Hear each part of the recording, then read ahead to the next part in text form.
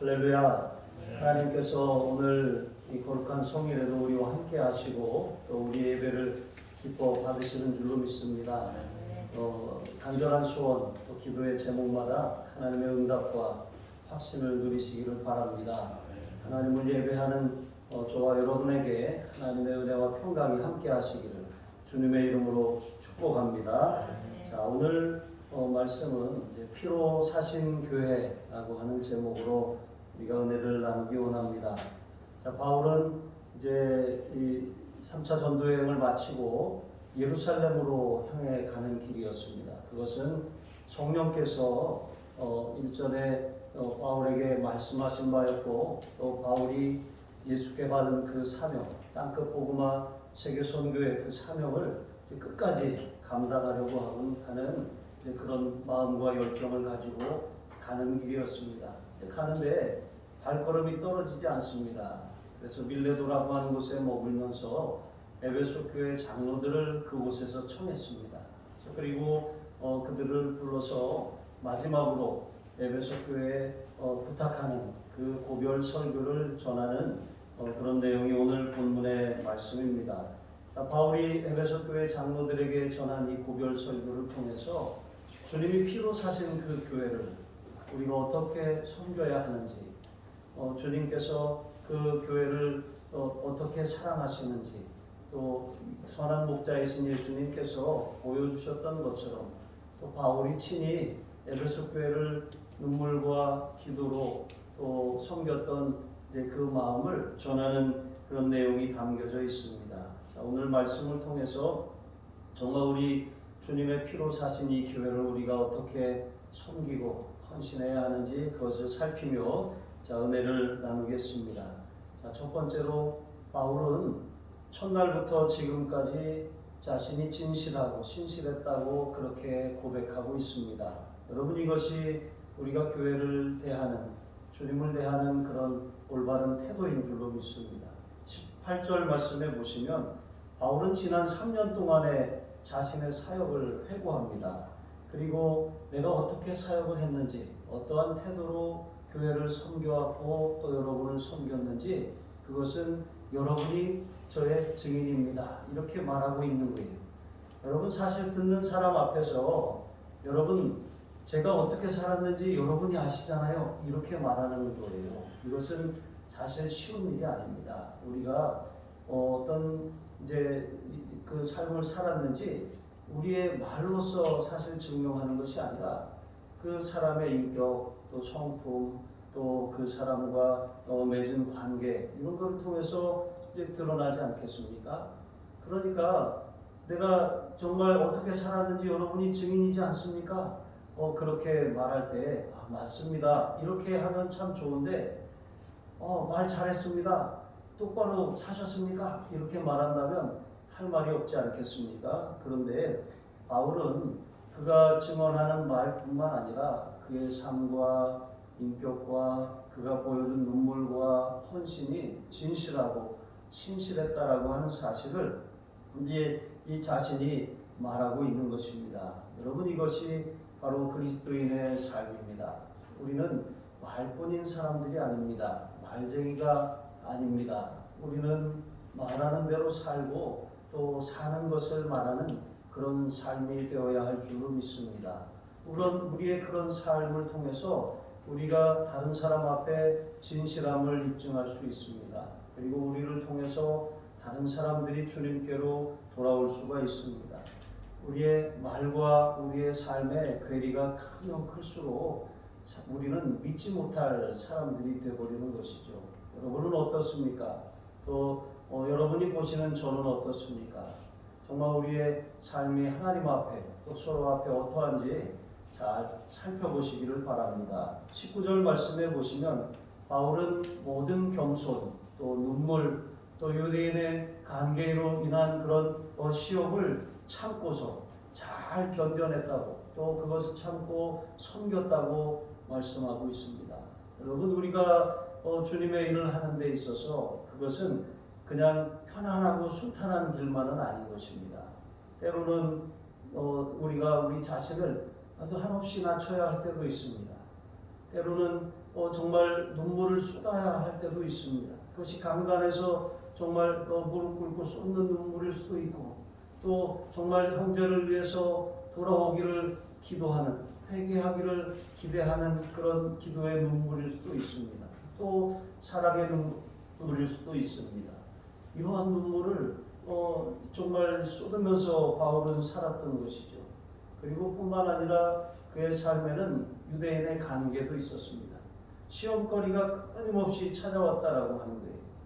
여러분, 우리 신앙생활에도 어려움이 옵니다. 시험이 찾아옵니다. 환난이 찾아옵니다. 그런데 그런 환난이 정말 이제는 좀 그쳤으면 좋겠는데 마치 파도와 같이 밀려오고 또 밀려오고 또 밀려오고 계속 밀려오는 이러한 삶. 그런데도 불구하고 바울은 이 모든 상황을 핑계하지 않았습니다. 그 모든 상황 가운데 주를 섬겼다라고 말씀하고 있습니다. 섬겼다라고 하는 말, 그것은 종이 주인을 철저히 복종해서 섬겼다라고 하는 그런 의미입니다. 그가 그렇게 섬겼는데 모든 겸손과 눈물로 섬겼다라고 하는 것이죠. 겸손은 비굴함이 아닙니다. 철저하게 모든 것이 나는 하나님 앞에 보잘것없는 존재입니다. 모든 것이 하나님의 은혜입니다. 이런 겸손함으로 섬겼다라고 하는 것, 이것이 바로 진정한 낮아진 마음인 줄로 믿습니다. 뿐만 아니라 그의 눈물에는 한 영혼을 향한 그런 뜨거운 마음, 그 간절한 마음이 그에게 있었다라고 하는 것이죠. 자, 뿐만 아니라 20절 말씀에 보시면 그는 유익한 것은 무엇이든지 꺼리낌이 없이 또 공중 앞에서나 각 집에서 그렇게 전했다라고 말씀하고 있습니다. 여러분, 우리가 많은 사람 앞에서 이야기하는 것, 많은 사람 앞에서 우리의 신앙을 표현하는 것, 그거 쉬운 일이 아닙니다. 또 바울은 많은 사람 앞에서 그렇게 했을 뿐만 아니라 또 각 사람의 집에서 또 그렇게 주저함 없이 당당하게 아무 거리낌 없이 복음을 전파했노라고 그렇게 말하는 것입니다. 또한 우리가 어떤 사람에게 좋은 말을 이렇게 한다고 하지만 그 좋은 말, 아무리 좋은 말이라고 해도 그 사람이 듣기를 좋아하지 않는다면 아무 소용이 없는 것 아니겠습니까? 그것이 거슬리면 이 자신도 모르게 눈치를 보게 되는 것, 여러분, 이것이 우리의 모습일 때가 많이 있습니다. 복음은 좋은 소식입니다. 그런데 이 좋은 소식, 세상에 그리스도인들이 전해야 할 이 좋은 소식인 복음을 전하는 데 있어서 이 복음이 좋은 소식임에도 불구하고 복음의 내용이 가만히 보면 회개하고 또 하나님 앞에 돌아오라고 하는 거예요. 이전까지 살던 삶을 돌이키라고 하는 것입니다. 죄인이라고 말하는 거예요. 그런데 세상은 그런 말을 들으면 결코 좋아하지 않습니다. 내가 왜 죄인이야? 나는 착하게 살고 의롭게 살았는데, 나는 다른 사람에게 손해나 해를 끼친 적이 없는데, 나는 많은 덕을 쌓으면서 살았는데 왜 날더러 죄인이라고 해? 이런 말을 듣기를 좋아하는 사람은 아무도 없습니다. 그런데 복음이 정말 그 듣는 사람에게 좋은 소식이 되려면 어떻게 해야 되겠습니까? 죄를 자복하고 회개해야 돼요. 하나님께로 돌아서야 되는 것입니다. 유턴해야 하는 것이죠. 가던 길이 잘못됐다고 인정해야 되는 것입니다. 남자들만은 아니죠. 운전자들이 그렇죠. 이렇게 지금은 내비를 잘 따라가지만 전에 이 내비가 그렇게 정확하지 않을 때도 있었어요. 막 내비 따라가다 보면 막 어디 논길로 가서 산으로 인도하고 그런 시절도 있었습니다. GPS가 잘 이 수신이 안 돼서 빚어진 결과죠. 그런데 이렇게 가는 길이 잘못됐는데 내가 맞다고 생각하면 끝까지 그 길로 가려고 하는 거예요. 그러면 옆에서 제발 차를 세우고 좀 묻고 가자고 하는데 내가 알아 하면서 계속 가다가 엉뚱한 길로 엉뚱한 목적지에 도착한 경험들 다 한 번씩 있으실 겁니다. 여러분, 내 길이 잘못됐다고 인정하는 거 정말 쉬운 일이 아니에요. 나는 잘 살고 있는데, 나는 잘하고 있는데, 나는 분명히 똑바로 가고 있는데 왜 내가 잘못 가고 있다고 말하지? 굉장히 불쾌하고 기분 나쁜 일입니다. 그런데 복음이 이와 같다라고 하는 거예요. 당신은 죄인입니다. 회개하고 하나님께로 돌아와야 합니다. 예수님을 믿어야 구원받습니다. 그런 말을 들으면 기분이 나빠지는 거예요.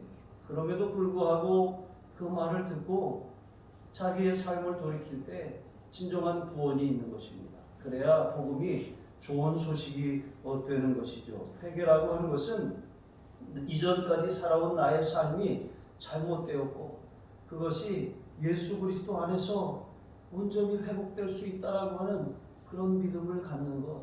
여러분, 이것이 회개, 그리고 자기 자신의 죄를 자복하고 인정하는 것, 이게 회개, 이게 결단인 것입니다. 그렇게 하나님께로 돌아서고서 정말 나의 구원을 위해서 오직 예수님만을 내가 붙들겠다, 이런 믿음, 이렇게 하나님께 대한 회개와 우리 주 예수 그리스도께 대한 믿음, 이 두 가지가 바울이 전하는 복음의 핵심이에요. 그런데 많은 사람들은 이 복음을 듣기를 불편해했어요. 그렇지만 그 복음을 들은 사람들은 구원받았고 제자가 되었고 또 교회를 세우는 그런 위대한 삶을 살게 되었다라고 하는 사실입니다. 여러분, 우리가 죄를 회개하고 하나님께로 돌아온 사람들입니다. 그리고 예수 그리스도를 인생의 주인으로 모시고 예수님을 믿는 믿음으로 살아가는 사람들입니다. 그런 사람을 일컬어서 그리스도인이라고 하는 것이죠. 이렇게 바울은 신실하고 진실하게 아무 거리낌 없이 자신에게 말씀하신, 또 자신이 만난 그 복음 예수 그리스도를 가감없이 전했다라고 하는 사실입니다. 저와 여러분의 삶이 이와 같기를 주님의 이름으로 축복합니다. 그리고 또한 바울은 성령의 인도하심에 자신을 내어 맡겼습니다. 22절 보시면 바울은 지금 성령에 이끌려 예루살렘으로 가고 있습니다.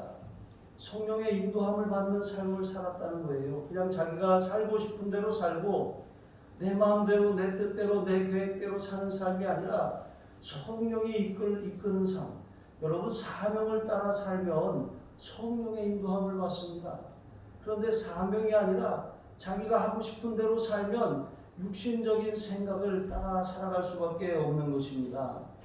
이 바울은 성령에 이끌려 예루살렘으로 가는데 그곳에서 자신에게 어떠한 일이 있을지 자기는 알 수 없다고 말합니다.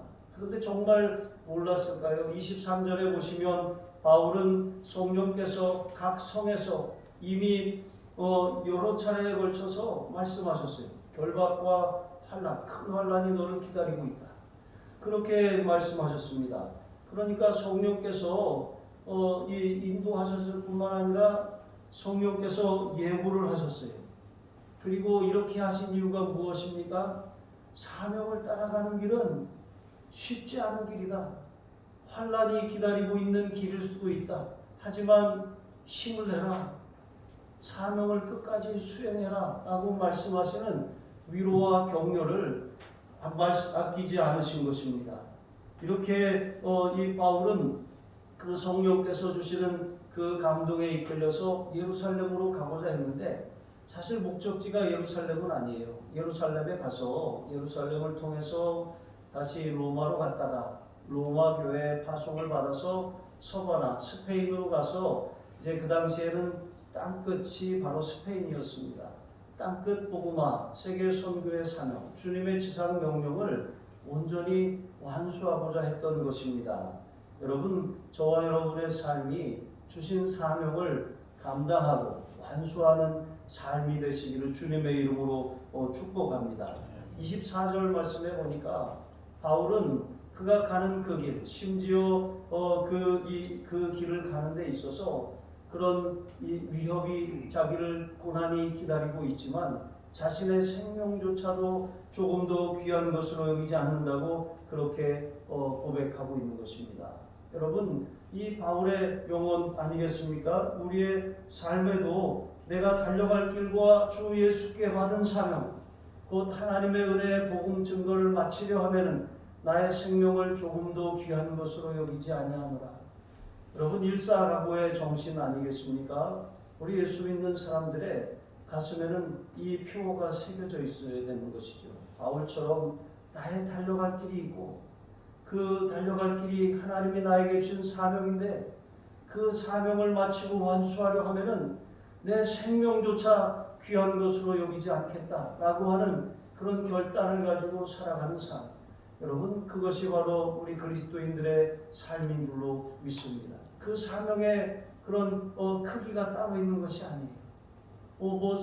사명의 무게가 다른 것이 아닙니다. 각자의 믿음의 분량에 맞게 하나님은 각 사람에게 분명한 사명을 우리에게 허락하여 주신 줄로 믿습니다. 자, 이렇게 바울은 이제 자신의 사명을 끝까지 감당하려고 했는데 사명, 여러분 사명의 헬라어 뜻은 직분입니다. 직분. 그의 직분은 무엇이었습니까? 복음 전하는 일을 마치는 거예요. 그 직분을 통해서 영혼들을 섬긴 것입니다. 믿지 않는 사람들에게 복음을 전해서 그들이 하나님께로 돌아올 수 있도록 종처럼 그들을 그렇게 사랑으로, 희생으로, 기도로, 말씀으로 섬긴 것입니다. 그래서 그 바울의 섬김과 헌신, 종과 같은 심정으로 섬긴 그 복음의 헌신으로 인해서 복음이 우리에게까지 도달한 것 아니겠습니까? 25절 보시면 이제 바울은 에베소 교회 장로들에게 그렇게 인사합니다. 이제 자신은 떠나가고 다시는 여러분이 저의 얼굴을 보지 못할 수도 있습니다. 이것이 마지막 인사가 될 수도 있습니다. 이렇게 고별 인사를 하는 것이죠. 실제로 바울이 밀레도에서 에베소 교회 장로들과 마지막 고별 설교하고 마지막 인사를 나눈 다음에 한 10년 후에 바울은 순교를 당했습니다. 그리고 다시 그들은 바울을 볼 수가 없었던 것이죠. 자, 이렇게 바울의 생애는 정말 하나님 앞에 또 그 사역한 사람들 앞에서 한 점의 부끄러움이나 어떤 의혹이나 또 이 자신의 삶의 그런 이렇게 이 정말 연약함조차도 다 주님 앞에 내어드리고 온전히 쏟으며 헌신했다는 것을 볼 수가 있습니다. 그리고 또한 바울은 꺼리지 않고 하나님의 뜻을 전했다라고 하는 것이죠. 아까 말씀하고 좀 반복되는 부분이 있는데 26절에 보시면 바울은 자신은 모든 사람의 피에 대해서 깨끗하다고 말합니다. 여러분, 이 말씀은 에스겔서 3장에 나오는 말씀을 빗대어서 표현한 것입니다. 하나님께서 에스겔 선지자를 이스라엘의 파수꾼으로 세우셨어요. 그리고 그에게 말씀하시면서 너는 가서 내 백성을 일깨우라고 말씀하셨어요. 회개하고 하나님께 돌아오라고 가서 그들에게 전하라고 하는 것이죠. 그런데 만약에 내가 가서 그들을 일깨워서 회개하라고 전했는데 그들이 돌아오면 좋겠지만 만약에 그들이 전함을 받고서 돌아오지 않는다면 그 핏값을 내게서 찾지 않을 것이다. 그들은 자기 죄 때문에 회개하고 돌아오지 않은 그들의 죄 때문에 죽을 것이다. 하지만 만일 네가 가서 전하지 않으므로 그들이 죄 가운데 죽게 된다면 그 핏값을 너에게서 찾을 것이다. 이거 엄청나게 두려운 말씀 아니겠습니까? 이처럼 바울은 이러한 심정, 에스겔의 심정으로 에베소 지역에서 아시아 지역에서 복음을 전했다라고 말하는 거예요. 자기가 전하지 아니하면 그 화가 내게 미칠 것이다 라고 하는 그런 간절한 마음을 가지고 복음을 전했던 것입니다. 그래서 27절 보시면 꺼리낌 없이 그는 다 말씀을 전했기 때문에 그가 내가 전했지만 듣거나 듣지 않는 것, 거부하거나 받아들이는 것, 그건 그 사람들의 몫입니다. 그런데 그렇게 함으로 인해서 자신은 그 심판에 대해서 무죄하다라고 이렇게 말하고 있는 것입니다. 여러분, 자신이 완벽하게 사역했다라고 말하는 것이 아니라 정말 그처럼 자신은 열정을 다 쏟아놓고 사명을 감당했다라고 그렇게 고백하고 있는 것입니다. 28절 말씀해 보시면 바울은 이렇게 그들에게 선포한 다음에 당부하는 거예요. 에베소 교회 장로들에게 이제 특별히 자신들과 또 양떼들을 위해서 성도들을 위해서 스스로 산다라고 전하였습니다. 산다라고 하는 것이 무엇입니까? 그것은 경계를 늦추지 말라는 거예요. 그리고 자제하며 신중하라고 하는 것입니다. 여러분, 우리가 실수하거나 아니면 이렇게 또 넘어질 때가 어떤 때입니까? 이 경계를 늦추는 순간이에요. 그냥 이제 됐다라고 안심하는 순간입니다. 깨어 있어야 하는데 기도 잘 해놓고 이제 좀 쉬어야겠다 할 그때에 마귀가 틈을 타는 것 아니겠습니까? 그때 이 잘못된 생각이나 그런 거짓 교훈이 들어올 틈을 내어주는 것입니다. 우리는 항상 깨어 있어서 기도하기를 멈추지 말아야 돼요. 항상 경계하며 스스로를 잘 돌아보고 신중해야 할 줄로 믿습니다. 실제로 에베소 교회는 바울이 떠난 다음에 아주 내외적으로 안팎으로 그런 여러 가지 핍박과 유혹과 위협을 직면해야 했던 것입니다. 자, 그들이 이 바울은 떠나지만 바울은 그들에게 이렇게 말하는 거예요. 나는 떠나지만 하나님 성령께서 여러분을 이 교회의 감독자로 세우셨음을 기억하십시오. 이렇게 말하는 거예요. 그러니까 성령께 그들을 위탁하고 맡기고 떠나가는 것입니다. 또한 뿐만 아니라 성령께서 위탁한 성령께서 여러분에게 맡기신 그 교회는 어떤 교회냐 하면 하나님께서 자기 피로 사신 교회입니다. 이렇게 말하는 거예요. 여러분, 피를 주고 샀다라고 하는 것, 생명을 주고 생명을 바꿔서 샀다라고 하는 것, 생명같이 귀하다라고 하는 것 아니겠습니까? 여러분, 교회에 대한 생각이 어떻습니까? 정말 주님이 피로 사신 교회다라고 하는 그런 마음이 있습니까? 이 교회에 많은 헌신과 수고와 눈물과 기도가 있습니다. 그런데 정말 그 교회를 세우신 분이 하나님이시고 이 교회를 피값으로 사신 분이 하나님이시라고 하는 사실을 우리가 잊고 살 때가 참으로 많이 있다라고 하는 것입니다. 하나님의 아들 독생자를 내어주셔서 그 독생자의 이 십자가 희생을 통해서 이 교회를 사셨어요. 그러니까 얼마나 교회가 귀합니까? 얼마나 교회를 아끼시겠습니까? 하나님이 이 교회를 눈에 넣어도 아프지 않을 정도로 얼마나 이 교회를 사랑하시겠습니까? 이처럼 이 피로 값주고 사신 이 교회를 바울은 이제 에베소 교회 장로들에게 위탁하고 정말 나는 그런 심정으로 여기에서 목회했습니다. 그러니까 여러분도 이 교회를 두렵고 떨리는 마음으로 잘 세워나가고 또 잘 섬기고 잘 양육해야겠습니다. 이런 심정을 전하고 있는 거예요. 여러분, 교회는 그냥 세상 모임이 아닙니다. 이 교회는 주님이 피로 값주고 사신 그런 공동체입니다. 하나님께서 아들의 생명을 대신해서 세우신 이것이 바로 교회인 것입니다. 두렵고 떨리는 마음으로 항상 하나님을 섬기고 교회를 섬기는 저와 여러분이 되시기를 바랍니다. 29절에 보니까 이제 바울이 떠나면 무서운 대적들이 이제 일어날 것을 경고합니다. 사탄은 틈이 생기고 또 기회가 생기면 복음을 방해하고 계속해서 이 하나님의 나라가 확장되는 것을 회방하려고 하는 것입니다. 교회 밖에서 들어오는 사나운 이리들이 있습니다. 또 30절에 보니까 교회 안에서 어그러진 말을 퍼뜨리는 사람들도 있습니다. 자, 이렇게 내외적인 공격이 있는데 여러분, 교회는 과거에 핍박 가운데 교회가 없어지지 않았어요. 핍박 가운데 교회가 없어지는 것이 아니라 오히려 핍박이 찾아오면 교회는 더 단단해집니다. 더 굳건해집니다.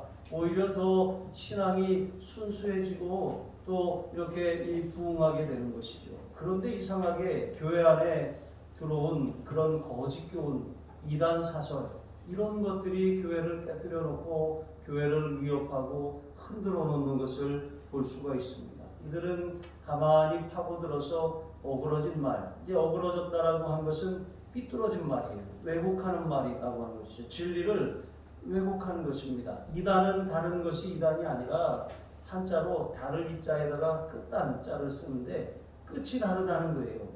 다 비슷하고 다 똑같은데 가만히 보니까 결론이 달라요. 결론이 하나님께 영광이어야 하는데 결론이 교주가 되고 결론이 잘못된 그런 거짓 교훈이 되는 것입니다. 여러분, 이것이 바로 이단이라고 하는 것이죠. 이런 거짓 교훈은 교회를 아주 심각하게 병들게 하고 교회를 무너뜨려요. 우리 신앙도 마찬가지입니다. 우리가 아프고 여러 가지 인생의 환난이 찾아오면 더 하나님 앞에 매달리지 않겠습니까? 더 기도하게 되고 하나님을 붙들게 됩니다. 그런데 의심이라고 하는 것이 들어오면 신앙이 심각하게 위협을 받습니다. 흔들리게 되는 거예요.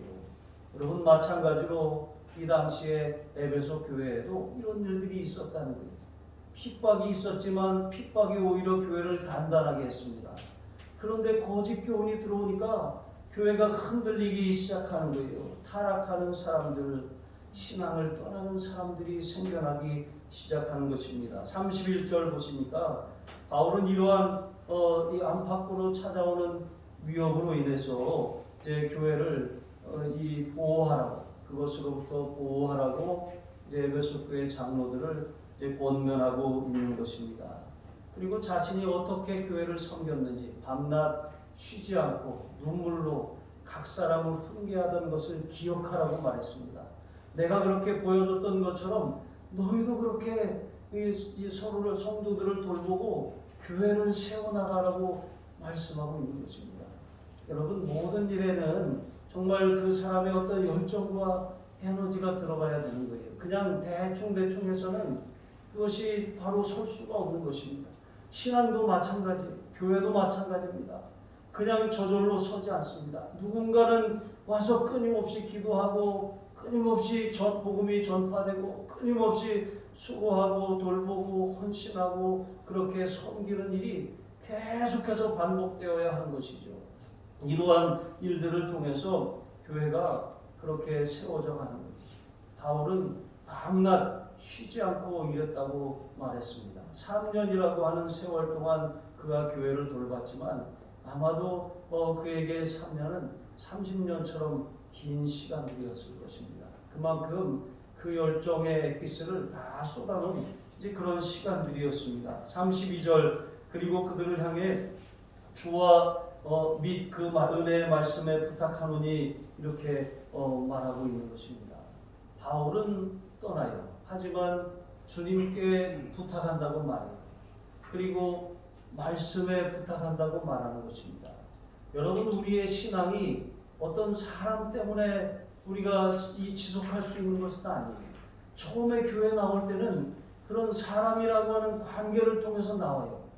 그런데 그 다음부터는 주님을 붙들어야 돼요. 사람을 붙들면은 실망하고 시험에 들고 그 신앙이 제대로 설 수가 없는 것입니다. 사람을 의지하면 시험 들어요. 사람은 완벽하지 않습니다. 사람은 연약해요. 하지만 주님은 영원하십니다. 예수님을 붙드시기를 바랍니다.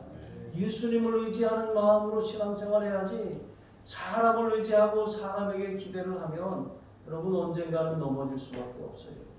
그리고 주님의 말씀에 부탁한다고 바울이 말하고 있는 것입니다. 하나님의 말씀이 신앙을 자라게 해요.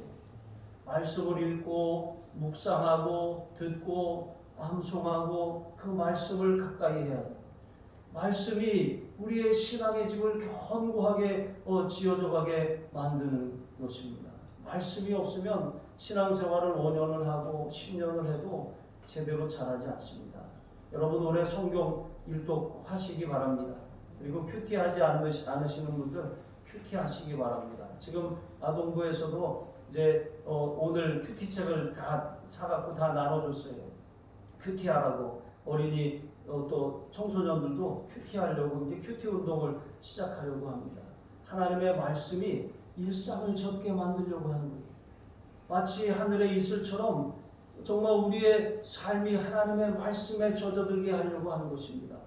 말씀에 부탁해야지 사람이 아무리 부탁할게, 도와줘, 부탁할게, 나와 함께 해줘, 아무리 얘기해도 여러분, 사람은 이제 상황이 달라지면 언제든지 등을 돌릴 수가 있어요. 하지만 하나님의 말씀에 부탁하면 그 사람은 절대로 신앙을 떠나지 않는 것입니다. 바울은 이 사실을 이제 알았던 것이죠. 자, 이렇게 33절에 보시면 바울은 또 자신에 대해서 이렇게 말합니다. 저는 아무의 은이나 금이나 의복을 탐하지 않았습니다. 34절, 내가 직접 수고하고 일해서 일행들의 이 복음을 전하는 그 일행들의 이 쓸 것을 필요를 충당했습니다. 그리고 35절 보시면 범사의 본이 되었습니다. 제가 이렇게 수고함으로 그렇게 헌신했던 것처럼 여러분도 저를 본을 삼아서 또 약한 사람들을 도와줘야 합니다. 주님의 말씀과 같이 주는 것이 받는 것보다 복이 있다라고 하는 그런 정신을 가지고 살아야 할 줄로 믿습니다. 제가 어렸을 때 저희 아버지가 농협에 다니셨었는데 그 가나안 농군학교라고 있어요. 원주에 가면 농협 직원들은 그때 거기로 연수를 많이 갔었는데 갔다 오셔서 조그만 플라스틱 액자를 하나 갖고 오셨어요. 근데 그 액자를 아버지가 예수도 안 믿으셨는데 거기에 예수님 얼굴이 딱 있고 밑에 말씀이 써 있습니다. 일하기 싫거든 먹지도 마라. 이렇게. 근데 아버지는 아무래도 그 말에 꽂히신 것 같아요. 일하기 싫거든 먹지도 마라. 그래서 그걸 문 열고 나가는데 그 앞에다가 딱 걸어 놓으신 거예요. 그래서 나가면서 꼭 저거 읽어봐. 읽고 나가. 그렇게 해서 그렇게 괴롭히셨어요. 근데 저희 결국은 이제 예수님을 믿게 되셨지만 정말 우리가 우리 마음에 어떤 이제 표어를 가지고 살아가느냐 그게 되게 중요해요. 그리고 거기 갔다 오시더니 야 비누도 아껴야 돼. 이렇게 물 묻혀갖고 막 비비지 말고 3번 딱딱딱 해서 그걸로 이렇게 손 씻고 이렇게 하라고. 또 수건도 그렇게 물을 다 적셔놓으면 또 다른 사람이 못 쓰잖아. 이렇게 얼마나 잔소리를 하시는지 참 그때는 어렸잖아요. 되게 저희 아버지가 굉장히 나이가 들어서 결혼을 하셔가지고 되게 아주 늦둥이를 키우신 거거든요. 이제 그렇게 제가 자랐는데 정말 이 바울이 그렇게 말하는 거예요. 주는 것이 받는 것보다 복이 있다. 마치 일하기 싫거든 먹지도 말아라 하고 저희 아버지가 저에게 그렇게 말했던 것처럼 바울이 마지막으로 고별 설교 인사를 하면서 그들에게 주는 것이 받는 것보다 복이 있다고 주님이 말씀하셨다. 그러니까 바울이 이러한 심정으로 살았구나. 항상 주려고 했구나. 계속해서 말씀을 주고 사랑을 주고 눈물을 주고 기도를 주고 자기의 수고한 것들을 나누면서 그렇게 사역하고 그렇게 살고 그렇게 헌신했구나. 여러분 우리의 삶이 그러하다면 우리 공동체가 풍성해집니다. 우리가 그렇게 살면 우리는 다른 사람들을 충분히 세울 수가 있습니다. 뭐라도 주세요. 사탕이라도 주시고 뭐 나는 줄 게 없는데요 하지 마시고 기도라도 한마디 주시고 격려라도 한마디 주시고 주는 것이 받는 것보다 더 복이 있다 그랬잖아요. 우리가 사람에게 주는 것 또 그것이 돌아올 수 없는 사람에게 주는 것 그것은 하나님께 꿔드리는 거예요. 이것은 가장 확실한 투자, 수익률이 엄청난 투자예요. 다른 것은 수익률이 크다고 하는 것은 다 위험하잖아요. 근데 하나님 앞에 꿔드리는 것 엄청난 수익률을 보장받을 수 있습니다. 여러분 이런 심정으로 내가 복음을 주고 사랑을 주고 또 내가 가진 것을 주고 이렇게 주면서 교회를 섬겨야 되겠다. 주님이 핏값으로 사신 교회와 이 교회에 속한 성도들을 이러한 심정으로 섬겨야 되겠다. 이런 마음으로 살아가시기를 바랍니다. 여러분 우리 교회 그렇게 주님께서 피로 값주고 사신 이 아름다운 교회를 세워나가시기를 원하심을 여러분 기억하시고 여러분의 신앙도 그렇게 세워지시길 주님의 이름으로 축복합니다. 기도하시겠습니다. 하나님 아버지, 하나님께서 우리에게 복음을 주셨습니다. 직분을 맡기셨습니다. 사명을 부여해 주셨습니다. 주님이 주신 귀한 사명을 주님이 핏값으로 사신 교회를 통해서 끝까지 잘 감당하게 하여 주시옵소서.